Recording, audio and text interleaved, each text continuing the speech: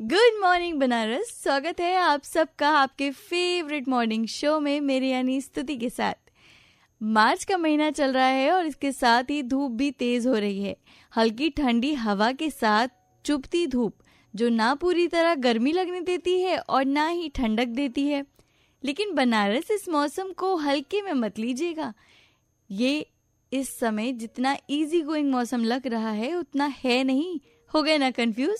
भाई मौसम ही इतना कंफ्यूजन वाला चल रहा है तो कोई क्या ही करे। मैं आपको बताती हूँ कि कोई क्या ही करे। दरअसल मार्च का महीना मौसम के बदलाव का समय होता है। ठंडी हवाएं धीरे धीरे कम होती हैं और धूप की तीव्रता बढ़ने लगती है। इस समय सूरज की अल्ट्रावायलेट रेज भी तेज हो जाती हैं, जिससे टैनिंग, सनबर्न और डिहाइड्रेशन जैसी चीजों का खतरा रहता है। इसके अलावा कई लोग इस समय लापरवाही भी कर बैठते हैं।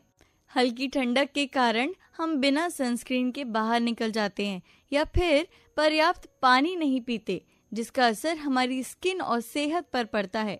लेकिन घबराइए मत, क्योंकि हमारे पास हैं कुछ आसान से उपाय जो आपको इस अजीबोगरीब मौसम में स्वस्थ और सुरक्षित रख सकते हैं।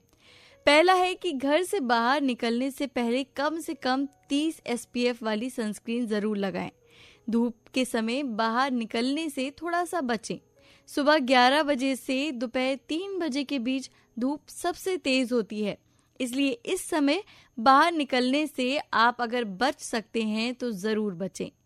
सही कपड़े पहने, हल्के, ढीले और फुल स्लीव्स के कॉटन के कपड़े पहने ताकि आपकी स्किन धूप से सुरक्षित रहे।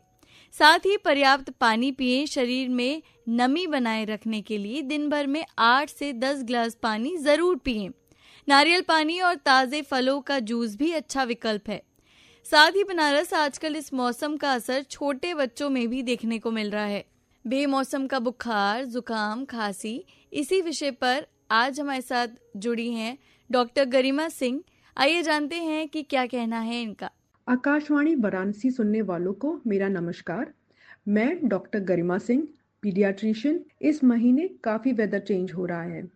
सर्दी से गर्मी का जब ट्रांजिशन होता है तो बच्चों को काफ़ी ज़्यादा बीमारियां होने लगती हैं, जैसे सर्दी, खांसी, पेट खराब होना और बुखार।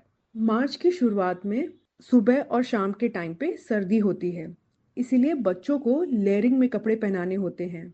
पहले कुछ कॉटन की बनियान या टी शर्ट, उसके ऊपर से टी शर्ट, फिर कुछ हल्का वुलन शर्ट पहनाया जा सकता है। नॉर्मल वुलन कपड़े पहनाने हैं, ना कि मोटे वाले वुलन। सुबह और शाम हल्के वुलन का लेयर, और जैसे जैसे दिन के 11 और 12 बजते हैं, जब सूरज चढ़ चुका होता है, तो एक एक करके लेयर के कपड़े हटा दिए जाते हैं। और जैसे शाम को ठंड बढ़ती है तो एक एक लेयर आप जोड़ते जा सकते हैं। इस वक्त जैसे ज़्यादा गर्मी पड़ रही है तो फुल बाजू का टी शर्ट ज़रूर पहनाइए। स्पेशली अगर बच्चा 1 साल से छोटा है तो फुल बाजू की शर्ट और फुल पैंट ज़रूर पहनाना चाहिए। अगर रात में बहुत गर्मी लगती है तो फैन चला सकते हैं, लेकिन बच्चों को फुल कपड़े ही पहना कर रखिए। एसी का इस्तेमाल फिलहाल ना करें।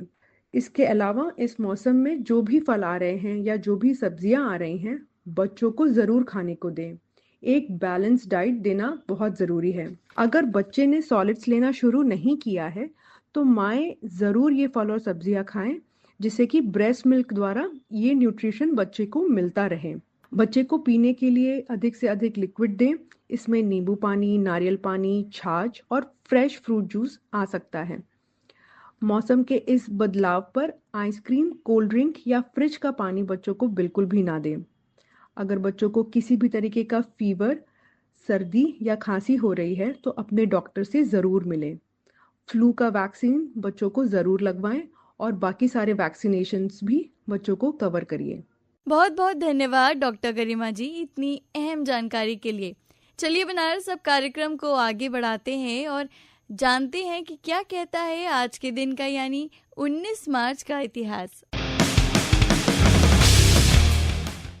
सन 1944 में आज ही के दिन आजाद हिंद फौज ने पूर्वोत्तर भारत में मुख्य भूमि पर राष्ट्रीय ध्वज फहराया था। सन 1965 में आज ही के दिन इंडोनेशिया ने सभी विदेशी तेल कंपनियों का राष्ट्रीयकरण किया था।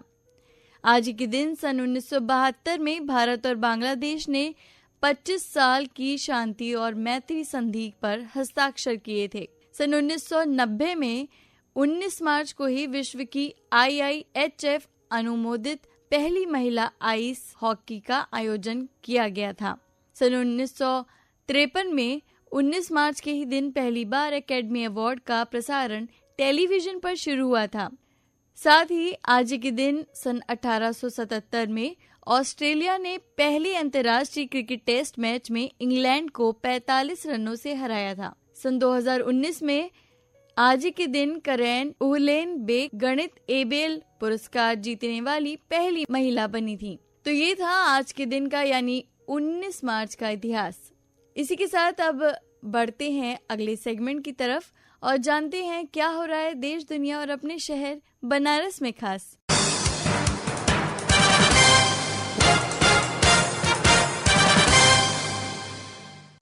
बनारस के दशाश्वमेध घाट पर 137 CETF 39 GTC Ganga task force के तत्वावधान में नदियों के लिए अंतर्राष्ट्रीय कार्रवाई दिवस पर जागरूकता अभियान चलाया गया। इस अवसर पर गंगा टास्क फोर्स के कनिष्ठ अधिकारियों और स्थानीय जनता ने जल संरक्षण और नदियों की सुरक्षा पर जोर दिया। गंगा टास्क फोर्स के कनिष्ठ अधिकारी ने बताया कि हर साल 14 मार्च को नदियों के लिए अंतर्राष्ट्रीय कार्रवाई दिवस मनाया जाता है, जिसका उद्देश्य जलवायु परिवर्तन, प्रदूषण और बांध निर्माण जैसी चुनौतियों के प्रति लोगों को जागरूक करना है। इसके अलावा विश्व जल दिवस 2025 का थीम ग्लेशियर संरक्षण रखा गया है, जो जल संकट के बढ़ते खतरे और ग्लेशियरों के तेजी से पिघलने की ओर ध्यान आकर्षित करता है। काशी के ऐतिहासिक घाटों का सौंदर्यीकरण और पर्यटन सुविधाओं का विस्तार किया जाएगा। पर्यटन विभाग ने इसके लिए 41.23 करोड़ रुपए की योजना को मंजूरी दी है, जिसमें से 16 करोड़ रुपए जारी किए जा चुके हैं। 80 घाट पर मंडप और आरती स्थल बनेगा। वहीं अन्य घाटों पर भी पूजा स्थल निर्माण के साथ ही कायाकल्प किया जाएगा। योजना के तहत श्रद्धालुओं के लिए बैठने की सुविधा, संपर्क मार्ग, पत्थर की कलाकृतियां जैसी व्यवस्थाएं की जाएंगी। घाटों तक पहुंचने वाले मार्गों की मरम्मत भी इस परियोजना का हिस्सा होगा। काशी हिंदू विश्वविद्यालय के संस्कृति विद्या धर्म विज्ञान संकाय के ज्योतिष विभाग द्वारा एक महत्वपूर्ण त्रिदिवसीय अंतर्राष्ट्रीय ज्योतिष सम्मेलन का आयोजन किया जा रहा है। ये सम्मेलन 20 से 22 मार्च तक आयोजित होगा, जिसमें भारतीय ज्योतिष से जुड़े समसामयिक विषयों पर विद्वानों द्वारा गहन चर्चा की जाएगी। भारतीय ज्योतिष विज्ञान प्राचीन काल से ही धर्म, संस्कृति और समाज के संचालन में महत्वपूर्ण भूमिका निभाता आया है। पंचांग और विवाह मेलापक जैसी व्यवस्थाएं न केवल धार्मिक अनुष्ठानों के लिए आवश्यक हैं, बल्कि आम जनजीवन में भी इसका व्यापक प्रभाव रहता है। इसी दृष्टि से इस सम्मेलन में 2 प्रमुख विषयों पर विचार विमर्श किया जाएगा: पंचांग की शास्त्रीय व्यवस्था और विवाह हेतु मेलापक की सामयिक व्यवस्था। काशी विश्वनाथ की नगरी वाराणसी अपने ऐतिहासिक और सांस्कृतिक धरोहर के लिए जानी जाती है, लेकिन इसके साथ ही गुलाबी मीनाकारी भी यहाँ की पहचान बन चुकी है। ये एक पारंपरिक कला है जिसमें सोने, चांदी, हीरो और मोतियों से बेहद खूबसूरत डिजाइन तैयार किए जाते हैं। इस कला की मांग न केवल भारत में बल्कि विदेशों में भी तेजी से बढ़ रही है। खास तौर पर शादी के सीजन में गुलाबी मीनाकारी से बने गिफ्ट आइटम्स की बिक्री में भी जबरदस्त उछाल देखा जा रहा है। गुलाबी मीनाकारी से जुड़ी कारीगरी दशकों से वाराणसी में की जा रही है। इस कला के अनुभवी कारीगर के अनुसार इस बार शादी के सीजन में गुजरात, महाराष्ट्र और दक्षिण भारत से बड़े पैमाने पर ऑर्डर मिले हैं। इतना ही नहीं, विदेशों में भी इसकी लोकप्रियता बढ़ी है। खास तौर पर मेक्सिको और कैलिफोर्निया से लोगों ने अपनी शादियों के लिए गुलाबी मीनाकारी से बने गिफ्ट आइटम्स मंगवाए हैं। अब रुक करते हैं स्पोर्ट्स की ओर। इंडियन प्रीमियर लीग के 18वें संस्करण के करीब आने के साथ पंजाब किंग्स ने मंगलवार को सीजन लॉन्च प्रेस कॉन्फ्रेंस में मीडिया को संबोधित किया। प्रेस कॉन्फ्रेंस में मुख्य कोच रिकी पोंटिंग, कप्तान श्रेयस अय्यर और CEO सतीश मेनन शामिल हुए। इन सब ने आगामी सीजन के लिए टीम की योजनाओं को और लक्ष्यों पर विस्तार से चर्चा की।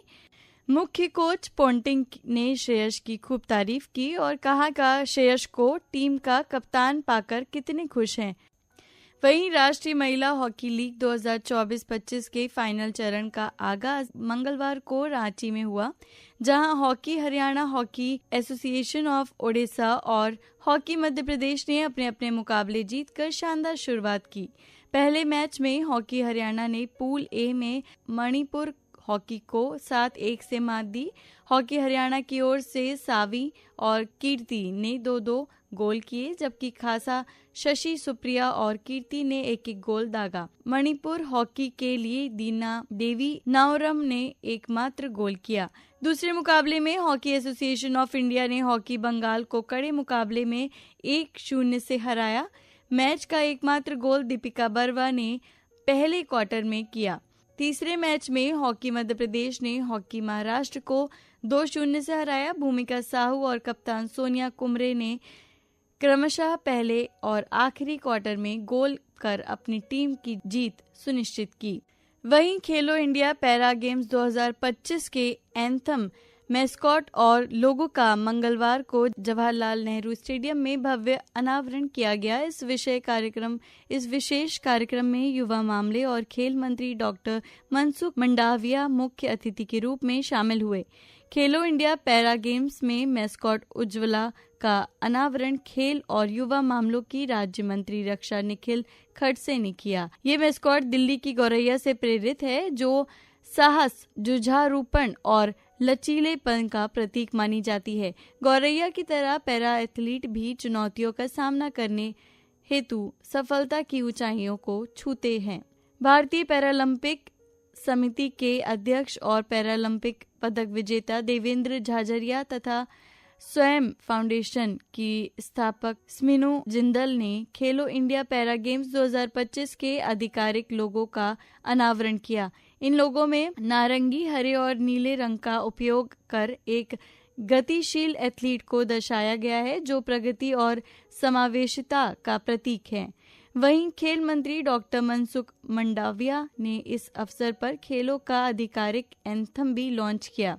एंथम खेलेगा खेलेगा मेरा इंडिया, जीतेगा जीतेगा मेरा इंडिया के प्रेरक बोलों के साथ खिलाड़ियों और दर्शकों में जोश भरने के लिए तैयार किया गया है। इस मौके पर डॉक्टर मंडाविया ने कहा कि 13,000 से अधिक पैरा एथलीट इन खेलों में भाग लेने जा रहे हैं। ये एक बड़ी उपलब्धि है। खेल केवल जीतने का माध्यम नहीं बल्कि सीखने का जरिया भी है। उन्होंने बताया कि खेलो इंडिया पैरा गेम्स 2025 का आयोजन 20 से 27 मार्च के बीच नई दिल्ली के 3 स्थानों जवाहरलाल नेहरू स्टेडियम, इंदिरा गांधी स्टेडियम और doctor Karni Singh shooting range में होगा। तो ये था श्रोताओं, देश, दुनिया और अपने शहर बनारस का हाल समाचार। अब चलिए माइंड को थोड़ा रिलैक्स करते हैं और सुनते हैं ये प्यारा सा ट्रैक ओनली ऑन आपकी वाणी आकाश।